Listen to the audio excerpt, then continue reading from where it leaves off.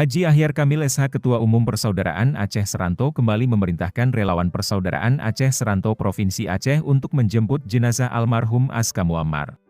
Muammar 38 tahun yang meninggal dunia dalam insiden kecelakaan di Simpang Kabil dan dibawa ke Rumah Sakit Camat Hasahidia Batam pada Sabtu 21 Januari tahun 2023. Aska Muammar merupakan warga Gampong Peulalu Kecamatan Simpang Ulim Kabupaten Aceh Timur meninggal dunia di perantauan di Kepulauan Riau tepatnya di Pulau Batam. Hal tersebut disampaikan oleh Haji Ahyar Kamil SH yang dihubungi oleh awak media ini. Minggu 22 Januari 2023.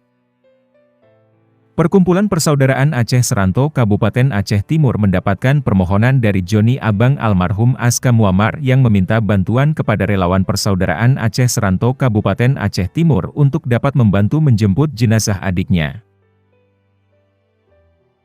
dari Bandara Kuala Namu Medan dan diantarkan ke rumah duka untuk dilakukan fardu kifayah. Setelah saya mendapatkan laporan dari Zulkifli Anouk Syuhada Ketua DPD Persaudaraan Aceh Seranto Kabupaten Aceh Timur, saya langsung mengiyakan dan memerintahkan relawan PAS Aceh Timur untuk menjemput jenazah tersebut ke Kuala Namu Medan, kata Ahyar.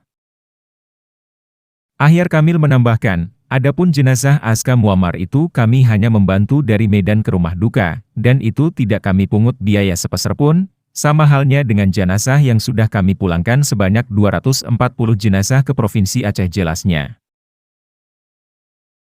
Relawan PAS bekerja ikhlas untuk dapat meringankan beban masyarakat Aceh yang meninggal dunia di perantauan, sebut Ahyar.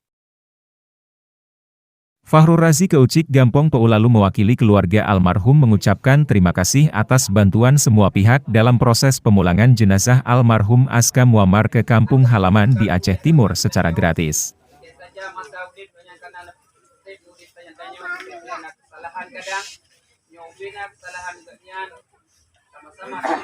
Semoga Tuhan memberkahi kita semua, dan dibalas semua kebaikan Pak Ahyar Kamil dan relawan PAS Aceh Timur yang telah membantu meringankan beban masyarakat Gampong Peulalu Kecamatan Simpang Ulim Kabupaten Aceh Timur, tutur Fahrul Razi.